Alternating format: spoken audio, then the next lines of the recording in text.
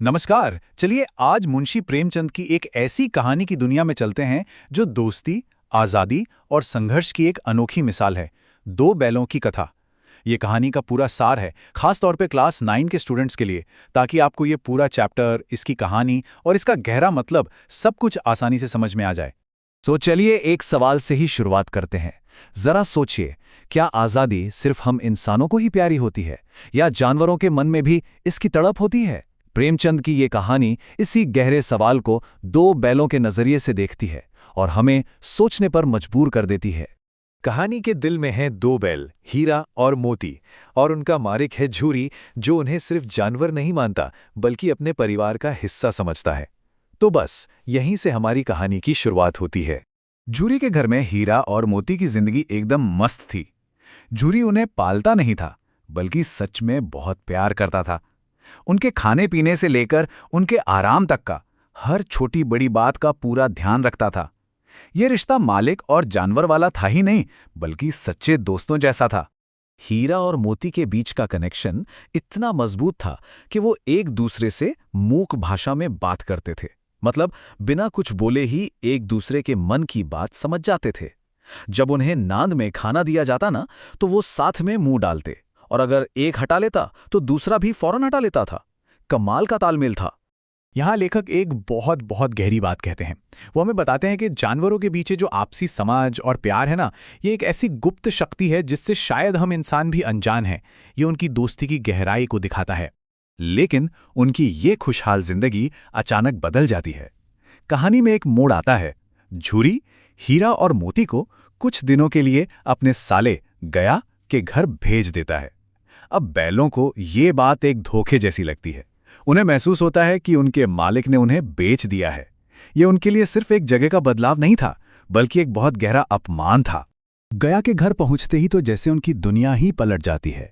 जहां झूरी के घर प्यार था, वहां गया के घर रूखा व्यवहार था। अच्छे खाने की जगह सूखा भूसा और प्यार की जगह मार।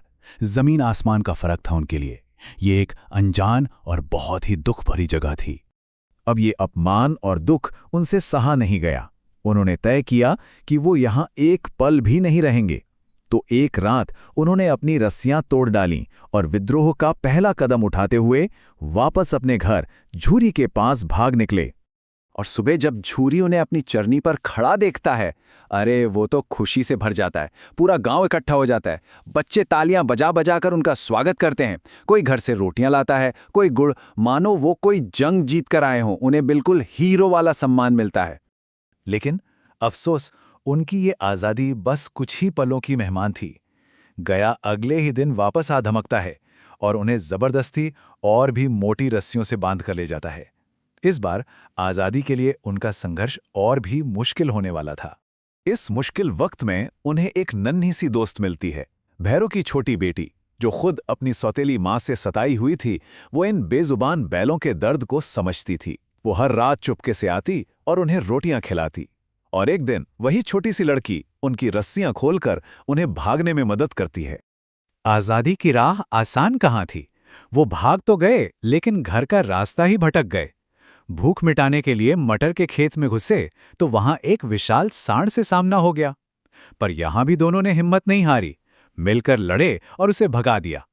लेकिन तभी खेत के रखवालों ने उन्हें पकड़ लिया और एक नई मुसीबत गले पड़ गई। अब वे अपनी जिंदगी के सबसे बुरे, सबसे अंधेरे दौर में पहुंचते हैं, कांजी हाउस। ये एक ऐसी जगह थी जहां लावारिस जानवरों को बंद कर दिया जाता था। आप समझ लीजिए कि ये जानवरों की जेल थी और किसी जेल से कम नहीं थी। कांजी हाउस के अंदर का माहौल बड़ा भयानक था। वहां कई जानवर बंद थे। भैंसें, बकरियां, घोड़े, सब के सब कमजोर, भूखे और बिल्कुल मरे हुए से। उन्हें देखकर हीरा और मोती की सारी उम्मीदें टूटने लगती हैं। और इसी निराशा के बीच कहानी का सबसे अहम मोड़ आता है। मोती लगभग हिम्मत हार चुका था, लेकिन शांत स्वभाव वाला हीरा वो हार मानने को तैयार नहीं था। उसका मानना था कि कोशिश करना कभी नहीं छोड़ना चाहिए, नतीजा चाहे जो भी हो। और बस इसी सोच के साथ वो कांजी हाउस की कच्ची दीवार को अपनी सींगों से तोड़ने लगता है, ताकि बाकी जानवर भी आज़ाद हो सकें। उनकी इस बगावत की सज़ा उन्हें मिलती है। एक हफ्ते तक उन्हें भूखा प्यासा रखा जाता है और फिर नीलाम कर दिया जाता है। उन्हें खरीदने वाला एक धड़ियल डरावना सा आदमी था, जिसे देखकर ही उन्हें एहसास हो जाता है कि अब उनका अंत बिल्कुल नज़दीक है। जब लग रहा था कि अब सारी उम्मीदें खत्म हो चुकी हैं, सब कुछ खत्म हो गया है, तभी कहानी में एक चमत्कारी मोड़ आता है।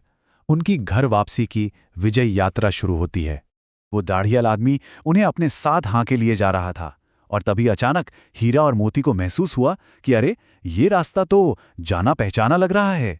उनके बेजान दिलों में उम्मीद की एक छोटी सी किरण जाग उठती है। जैसे जैसे वो आगे बढ़ते हैं, उनका शक यकीन में बदलता जाता है। उन्हें अपने गांव के खेत, बाग और वही पुराना कुआं दिखने लगता है। अरे, उनकी तो जैसे सारी थकान एक पल में गायब हो जाती है, और उनकी चाल में एक नई जान, एक नई तेजी आ जाती है। और फिर उन्हें अपना घर दिख जाता है। बस फिर क्या था, वो रस्सी छुड़ाकर ऐसे भागते हैं जैसे कोई तीर कमान से छूटा हो, और सीधे अपने मालिक झूरी के पास अपनी जानी पहचानी चरनी पर जाकर खड़े हो जाते हैं। झूरी उन्हें देखकर खुशी से रो पड़ता है और उन्हें दौड़ के गले लगा लेता है। जब वो कसाई उन्हें वापस लेने आता है तो मोती उस पर हमला करके उसे गांव से खदेड़ देता है, और पूरा गांव उनकी शानदार वापसी का जश्न मनाता है। तो इस पूरी कहानी का, इस पूरे सफर का सबसे बड़ा संदेश क्या है? यही कि आज़ादी कोई तोहफा नहीं है जो हमें आसानी से मिल जाए। हीरा और मोती का ये सफर हमें सिखाता है कि इसे पाने के लिए बार बार लड़ना पड़ता है, बार बार संघर्ष करना पड़ता है, और सबसे ज़रूरी बात, कभी हिम्मत नहीं हारनी पड़ती।